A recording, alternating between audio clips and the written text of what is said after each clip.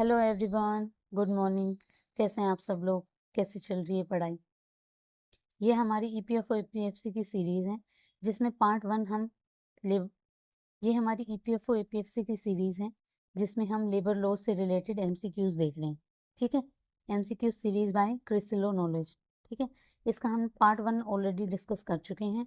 ये हमारा पार्ट 2 रहेगा। इस पार्ट 2 में हम एमसीक्यूज़ देखेंगे। तो एमसीक्यूज़ कैसे रहेंगे हमारे?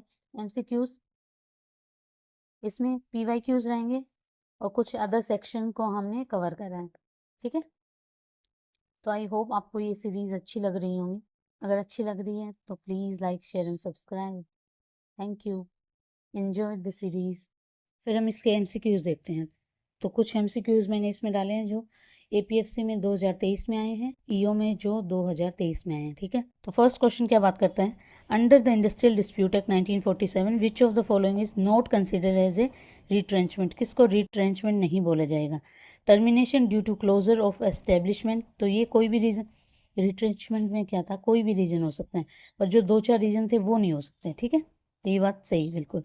Voluntarily retirement of a workman, तो ये रिट्रेंचमेंट में काउंट नहीं होगा।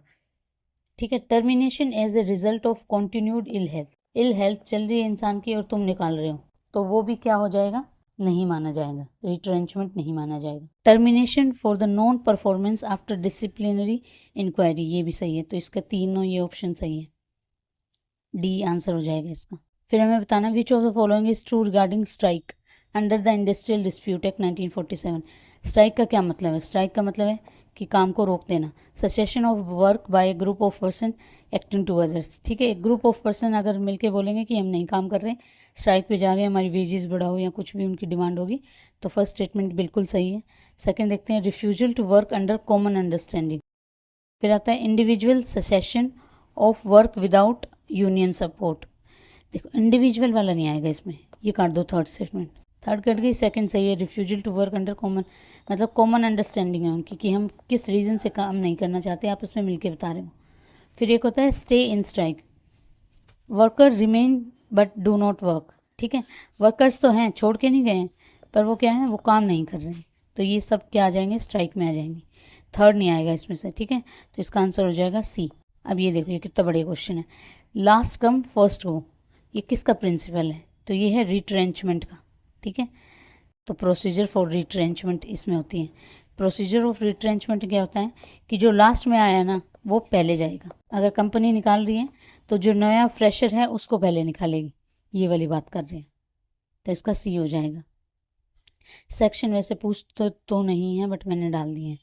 फिर आता है ये है ना, ईपीएफओ में पूछा हो गया क्वेश्चन है, which of the following statement related to grievance redressal committee under the industrial dispute act 1947 is not correct? कौन सा करेक्ट नहीं है? ठीक है, तो इसमें ना जो मेंबर्स होते हैं वो सारे इलेक्टेड होते हैं, अपॉइंटेड नहीं होते, तो यही वाली बात इसमें मेंशन करी गई है। ये देखो, nominated by the appropriate government, nominated नहीं होता, ये इलेक्टेड होते हैं। ठीक है, तो इसका आंसर हो जाएगा सी। अब इसके बाकी ऑप्शन भी पढ़ लेते हैं। It shall consist of equal number of member for from among employer and workman, सही बात है ये। ठीक है, इक्वल नंबर ऑफ एम्प्लॉयर होने चाहिए और इक्वल नंबर ऑफ वर्कमैन होने चाहिए इसमें। It shall be constituted in an industrial establishment employing 20 और मोर। ठीक है, 20 और 20 से ज़्यादा जहाँ लोग काम कर रहे हैं वहाँ होगी, ये बात भी सही है। नॉमिनेटेड नहीं होता, इलेक्टेड होता है। The total member of the committee shall not be more than 6 से ज़्यादा नहीं होने चाहिए। ठीक है, फिर हम बात करते हैं 6 क्वेश्चन की। Under the provision of industrial dispute act 1947 right और of legal representation before a labour court या फिर इंडस्ट्रियल ट्राइब्यूनल या फिर national industrial tribunal is can be, ये आएगा इसका C, can be permitted by the forum if the other party does not object और give consent. क्या है, जो सामने वाली पार्टी कंसेंट दे देती है तब ये हो सकता है। ठीक है, फिर हम बात करते हैं कंट्रोल्ड इंडस्ट्री। कंट्रोल इंडस्ट्री क्या होता है? कंट्रोल इंडस्ट्री वो इंडस्ट्री होती है, any industry the control of which, जिसका कंट्रोल क्या होता है, यूनियन के पास होता है। और यूनियन के पास आया किससे? सेंट्रल एक्ट के थ्रू, मतलब कोई लेजिस्लेशन यूनियन को पावर दे रही है, कंट्रोल दे रही है किसी इंडस्ट्री का पब्लिक इंटरेस्ट में, तो इसका आ जाएगा ए। कंट्रोल इंडस्ट्री कौन सी बोली जाएगी? जिसकी पावर सेंटर के पास है, और सेंटर के पास वो पावर आई कैसे? कोई लेजिस्लेशन की हेल्प से, कोई ऐसा रूल लेके आए हैं पब्लिक इंटरेस्ट के लिए, ठीक है। फिर हम 8th क्वेश्चन देखते हैं। ये सारे PYQs हैं। तो क्लोजर का क्या मतलब है? परमानेंट क्लोज डाउन हो जाना, ठीक है। वर्कमैन का क्या मतलब है? जो स्किल्ड अनस्किल्ड मैनुअल लेबर्स जो भी हैं वो आ जाएगा। स्ट्राइक क्या होता है? सेसेशन ऑफ वर्क पे चले जाना, वर्क को रोक देना। और इसमें ये नहीं है, अगर आपसे पूछा जाए कि अगर मैं आपसे पूछूं कि इंडिविजुअल कोई इंसान स्ट्राइक पे जा सकता है क्या? नहीं। ग्रुप ऑफ वर्कर मिलके ही जाएंगे। किसी एक को दिक्कत है तो कंपनी छोड़ के चले जाओ। ग्रुप में लोगों को दिक्कत होगी, पूरे ग्रुप को दिक्कत होगी या मैक्सिमम लोगों को दिक्कत होगी, तब ये माना जाएगा स्ट्राइक, ठीक है। लॉकआउट क्या होता है? टेम्पररी मालिक ने क्लोज डाउन कर दिया है वर्क को। तो ये सारे इसका मतलब सामने सामने ये आंसर दिया हुआ है। ये PYQ है। इस A का 1, B का 2, C का 4 और D का 3, ये वाला A आंसर है इसका, ठीक है। अब हम देखते हैं ये वाला। ये 2 क्वेश्चन हम पहले बाद में देखेंगे, पहले ये देखो। जो मैंने 7 अथॉरिटी बताई थी ना, एक होती है वर्क कमेटी। ये किस लिए बनाई जाती है? ये सेक्शन लिखे हुए हैं इसके। वर्क कमेटी किस लिए? डे टू डे रिलेशन ठीक रहे उनके, उसके लिए बनाई जाती है, इंटरनल डिस्कशन के लिए। ये ना बाइंडिंग नहीं होती, ठीक है। फिर आता है कंसिलिएशन ऑफिसर। इसमें क्या होता है? डिस्प्यूट को सेटल करा जाता है, कोई भी डिस्प्यूट चल सकता है। इसको अपॉइंट कौन करता है? Central government. फिर आता है, और इसमें क्या है? रिपोर्ट जब हमने सेंड कर दी है तभी मान ली जाएगी। अब ये नहीं है कि वो रिसीव करेंगे, रिसीव कब कर रहे हैं हमें कोई मतलब नहीं है उससे। फिर आता है बोर्ड ऑफ कंसिलिएशन। ये ना एडवाइजरी है, इसमें 2 से 4 मेंबर ही हो सकते हैं। फिर आता है कोर्ट ऑफ इंक्वायरी। ये ना फैक्ट फाइंडिंग के लिए, ये सिर्फ गवर्नमेंट अपॉइंट करती है, कोई भी डिस्प्यूट के लिए अपॉइंट कर देगी। ये इन्वेस्टिगेट करती है, इंक्वायरी करती है, इंक्वायरी से याद रखो, इंक्वायरी करती है, ये फैक्ट फाइंड करती है, ठीक है। फिर आता है लेबर कोर्ट। लेबर कोर्ट ये फर्स्ट शेड्यूल के मैटर में डील करता है। ट्राइब्यूनल जो है इंडस्ट्रियल ट्राइब्यूनल, वो सेकंड शेड्यूल के मैटर में डील करता है, ठीक है। इसके अंदर क्या होता है? कोई कंसिलिएशन की बात नहीं होती। फिर आता है नेशनल ट्राइब्यूनल। उसमें क्या होता है? नेशनल इंपॉर्टेंस से रिलेटेड जो मुद्दे हैं। मेंबर कितने रहेंगे? 3। अब देखते हैं इन क्वेश्चन को। Which of the following authority has no power to enforce settlement, only to investigate and submit report? तो वो है कोर्ट ऑफ इंक्वायरी। कि सेटलमेंट की कोई पावर नहीं है, वो तो सिर्फ रिपोर्ट सबमिट करने के लिए क्या फैक्ट है, क्या डाटा है, वही बताएगा सिर्फ। तो कोर्ट ऑफ इंक्वायरी की बात हो रही है यहाँ पे। The industrial tribunal deal with, industrial tribunal जो है हमारा किससे डील करेगा? तो वो हमारा करेगा वेजेस, बोनस, लीव, रिट्रेंचमेंट। ऊपर भी मैंने मेंशन करा हुआ है और इसमें भी आप देख सकते हो। अब हम बात करते हैं MCQs की। तो हमारा फर्स्ट ये ना, जो अभी मैं MCQs आपको बता रही हूँ, ये सारे के सारे PYQs हैं। चलिए अब हम MCQs की बात करते हैं। ये सारे ना PYQ हैं, ये 2023 के हैं, ज़्यादा दूर जाने की ज़रूरत नहीं है। अब हम बात करते हैं MCQs की। ये ना PYQs हैं, ठीक है। सबसे पहला क्या है? Registration of trade union of workers under the trade union act is compulsory है या ऑप्शनल है? तो क्या है? ऑप्शनल है। वॉलेंट्री है, करवाना चाहो तो करवाओ, नहीं करवाना चाहो तो मत करवाओ, ऑप्शनल है, ठीक है। ये आंसर हो गया इसका। 2023 का PYQ है ये। फिर आता है ये एक राइट टू स्ट्राइक वाला क्वेश्चन है। राइट टू स्ट्राइक क्या है? फंडामेंटल राइट है या फिर स्टेटूटरी राइट है? तो ये एक तरीके का स्टेटूटरी राइट है, फंडामेंटल राइट नहीं है, याद रखना है, ठीक है। तो इसका आंसर हो गया B। PYQ है ये बहुत अच्छा क्वेश्चन है। देखो, सपोज देर आर 5, ये 5 ट्रेड यूनियंस हैं जिनको नाम दिया हुआ है ABCDE, ठीक है। इसमें क्या है? 1100 वर्कर्स हैं, ठीक है। तो the membership strength of each union, अब इसमें 1100 वर्कर्स हैं कंपनी के अंदर, उसमें से ट्रेड यूनियन में इतने इतने लोग काम कर रहे हैं, ठीक है। मतलब ट्रेड यूनियन का पार्ट इतने लोग हैं। As per the provision of trade union act 1926, इनमें से किसको रजिस्टर होने के लिए एलिजिबल है? अब मैंने आपको बताया था ट्रेड यूनियन तो कितने वाला इंसान बना सकता है? 7 मेंबर मिनिमम हो वो अपनी ट्रेड यूनियन बना सकता है। रजिस्ट्रेशन या लीगल स्टेटस के लिए आपको क्या करना पड़ेगा? 10% या फिर 100, इनमें से जो मिनिमम हो वो। अब बात करते हैं इसका 10% कितना हुआ? इसका 10% हुआ 110, ठीक है। तो ट्रेड यूनियन में कितने होने चाहिए मेंबर? 100 या फिर 10%, जिस जो मिनिमम हो।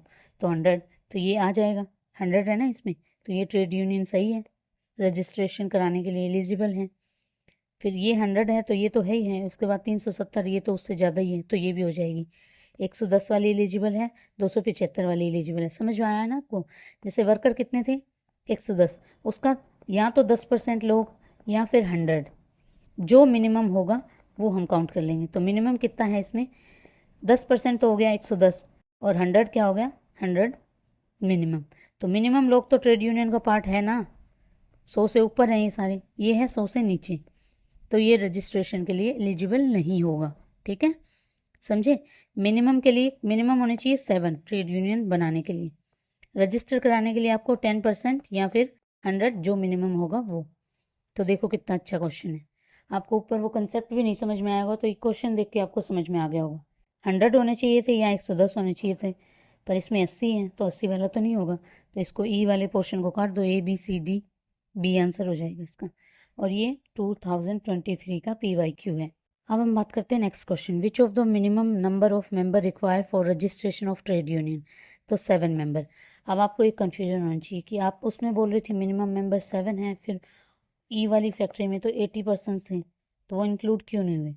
वो इसलिए कि मिनिमम में आप रजिस्टर करा सकते हो 7 मेंबर पे, बट क्या है कि जो आपको एक बिगेस्ट क्राइटेरिया जो है वो इंक्लूडेड होना चाहिए प्लस। कैसा, 100 लोग या फिर 10% जो वर्कर्स हैं वो उस कंपनी के। अगर यहाँ पे क्या होता कि मान लो 70 लोग किसी वर्कर काम कर रहे थे, तो 70 का 10% कितना हुआ, 7, तो ये वाला उस केस में सही हो जाता। दोनों कंडीशन फुलफिल होनी चाहिए ना। इसमें क्या है, अगर यहाँ पे अगर मान लो कि यहाँ वर्कमैन कितना होता, 70 होता, तब ये ऑप्शन सही हो जाता, पर इसका 10% वाला वो दोनों क्राइटेरिया फुलफिल होने चाहिए ना।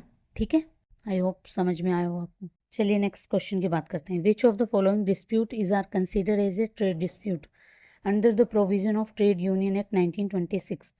जो इसमें हमने ट्रेड डिस्प्यूट की जो डेफिनेशन पढ़ी है ना, उसी पे बेस्ड ये क्वेश्चन है। तो इसने पूछे ट्रेड डिस्प्यूट किसको माना है 1926 के अंडर। तो एम्प्लॉयमेंट और नॉन एम्प्लॉयमेंट के बीच में जो है उसको माना है, कंडीशन ऑफ लेबर ये भी माना है, तो तीनों हैं। एक बार आप ऊपर दोबारा फिर से देख लो। अब ये देखो ट्रेड डिस्प्यूट किसको, एम्प्लॉयमेंट नॉन एम्प्लॉयमेंट के लिए, कंडीशन ऑफ लेबर के लिए, टर्म ऑफ वेजेस के लिए, इस सब को क्या माना है, ट्रेड डिस्प्यूट माना है। और ये PYQ है 2023 का EO का। ठीक है, फिर हम बात करते हैं under the trade union act outsider can be office bearer of a trade union up to. अब क्या है, आउटसाइडर कितने बन सकते हैं, 1/3 पढ़ा था ना हमने, 1/3 या फिर 5, जो जिसमें से जो मिनिमम होगा वो, तो इसमें आ जाएगा B। फिर हम बात करते हैं disqualification for being an office bearer of a trade union include. किसे डिस्क्वालीफाई कर दिया जाएगा ऑफिस बियरर बनने से, जो एक तो 18 साल से कम हो वो कट जाएगा, या अनसाउंड माइंड का हो वो कट जाएगा। ठीक है, क्रिमिनल एक्टिविटीज़ में इन्वॉल्व हो वो कट जाएगा। और क्या है इसमें, क्या है, इंडस्ट्रीज़ में काम करता होना चाहिए ना 1/3 वाला, तो इसके सारे हो जाएंगे, डी आंसर हो जाएगा। ये डिस्क्वालिफिकेशन वाला पॉइंट मैंने ऊपर अच्छे से बताया हुआ है, देख लो उसे। तो ये हमने आज जो डिस्कस करे थे वो सारे PYQs थे इन 2 क्वेश्चन को छोड़ के। तो आपको एक इस एक्ट से कैसे क्वेश्चन पूछे जाते हैं इसका लेवल भी पता चल गया होगा।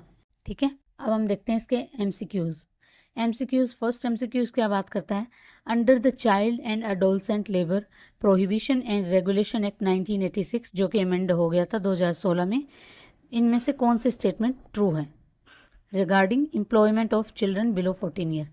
14 साल से कोई छोटे बच्चे को अगर हम काम पे लगाते हैं तो इनमें से कौन कौन सी एग्जेप्शन है, कौन कौन सी सही बात है। तो फर्स्ट स्टेटमेंट बोल रही है they may be employed in family enterprises during school hours. अब हमने देखा था कि पेरेंट्स बच्चों को छुट्टियों के टाइम पे काम लगवा सकते हैं, पर छुट्टी के टाइम पे लगा सकते हैं ना, ड्यूरिंग स्कूल आवर्स तो नहीं कर सकते, उसमें तो पेनल्टी लगेगी उन्हें। फर्स्ट ऑफेंस माफ हो जाएगा, सेकंड में 10,000 का पेनल्टी लग जाएगी। ठीक है, they may be employed in entertainment industry subject to safeguard, सही बात है। अगर सेफ गार्ड है वहाँ एंटरटेनमेंट इंडस्ट्री में वो काम कर सकते हैं। बी क्या बोल रहा है, they may be employed in mine. Mine में कर सकता है, माइन तो हजार्डस में आ गया ना, नहीं कर सकता, ये भी नहीं कर सकता। फिर डी क्या बोल रहा है, they can't be employed in any form of work including family. अब फैमिली में तो कर सकता है ना काम, छुट्टियों के टाइम पे कर सकता है, तो इसका आंसर हो गया बी। फिर है सेकंड क्वेश्चन, एडोलसेंट जो 2016 में ऐड करा गया वो कौन, उसकी क्या डेफिनेशन है, तो वो 14 ईयर कंप्लीट कर चुका हो, 18 साल का अभी तक नहीं हुआ। ठीक है, तो इसका हो जाएगा बी। फिर हम देखते हैं third question, which of the following is not a hazardous occupation prohibition for adolescent under act this. ये बात कर रहा है पोस्ट 2016 के बाद। तो उसमें हमने 3 देखी थी, 2016 में हजार्डस वर्क को 3 कैटेगरी में डिवाइड कर दिया था, एक माइंस वाली में, एक इनफ्लेमेबल वाली में, और एक जो फैक्ट्री एक्ट के अंदर जो जो हजार्डस वर्क आएंगे वो वाले। तो ये वाला रिमूव कर दिया था उसमें, work in glass blowing unit. ठीक है, तो आंसर हो जाएगा इसका डी। अब ये देख लेना। फिर हमारा fourth question, which of the following correctly explain the working hour for adolescent under the act. जो हमारा चाइल्ड वाला एक्ट है उसके अंदर वर्किंग आवर क्या है एडोलसेंट के, वो बताने। तो इसका आंसर हो जाएगा डी, 6 घंटे काम करेगा, not more than 3 hour continuously, 3 घंटे के बाद रेस्ट देना है और 1 वीक में हॉलीडे होना चाहिए। तो इसका हो जाएगा डी। ठीक है, फिर हम बात करते हैं फिफ्थ क्वेश्चन की, penalty for employing a child after. अब क्या है कि 2016 में जो अमेंडमेंट हुई थी उसके बाद अगर बच्चों को एम्प्लॉयमेंट में डाला जाता है तो उसका फर्स्ट ऑफेंस में कितनी सज़ा मिलेगी एम्प्लॉयर को। 2016 में क्या कर दिया था, उसको बोल दिया था कि 2 साल तक की उसको सज़ा हो सकती है और 20,000 से लेके 50,000 तक का फाइन हो सकता है। ठीक है, फिर हम सिक्स्थ क्वेश्चन की बात करते हैं, which of the following is true regarding parents या गार्जियन जो भी है अंडर द अमेंडमेंट एक्ट। अब उनके लिए क्या प्रोविजन दिए वो देखते हैं। They are punished equally as employer for employing children. Equally तो नहीं करे जाएंगे क्योंकि उसमें फ़ाइन इनको तो सेकंड ऑफेंस में 10,000 होता है, उनको तो फर्स्ट ऑफेंस में ही 20 से 50 तक का ऑफेंस या जेल हो सकती है।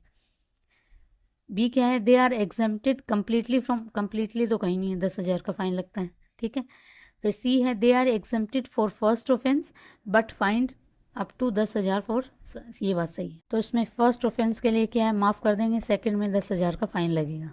ठीक है, तो इसका हो जाएगा सी। फिर हम देखते हैं सेवन्थ क्वेश्चन की बात करते हैं कि विच of the following was introduce for the first time in 2016। अब हमें पता है कि 2016 अमेंडमेंट में एडोलसेंट को ऐड करा गया था। ठीक है, 14 से 18। रिहेबिलिटेशन फंड बनाया गया, ये भी हमने पढ़ा। District DM as a enforcement authority, पहले इंस्पेक्टर के अंडर आता था, अब इसके अंडर आता है, सही बात है। Prohibition of child labour below 14 year, अब कंप्लीट प्रोहिबिशन तो नहीं करी है, तो इसका आंसर हो जाएगा ए। ठीक है, अब हम देखते हैं एट्थ क्वेश्चन। एट्थ क्वेश्चन क्या बात करता है कि जो इंटरनेशनल लेबर ऑर्गेनाइजेशन की कन्वेंशन है वो कौन कौन सी हमने साइन कर ली है, तो वो हमने कर ली है 138 एंड 182। अब ये मिनिमम एज के लिए थी और ये वर्स्ट फॉर्म ऑफ वर्क, तो इसका हो जाएगा सी। और ये बहुत ही ज़्यादा इंपॉर्टेंट क्वेश्चन है, PYQ भी है ये। ठीक है, EO में पूछा गया है। अब ये क्वेश्चन है ना, ये है APFC का और कब पूछा था, 2023 में। अब इसमें पूछा है कि जो एक्सपर्ट कमेटी वाला क्लोज है ना,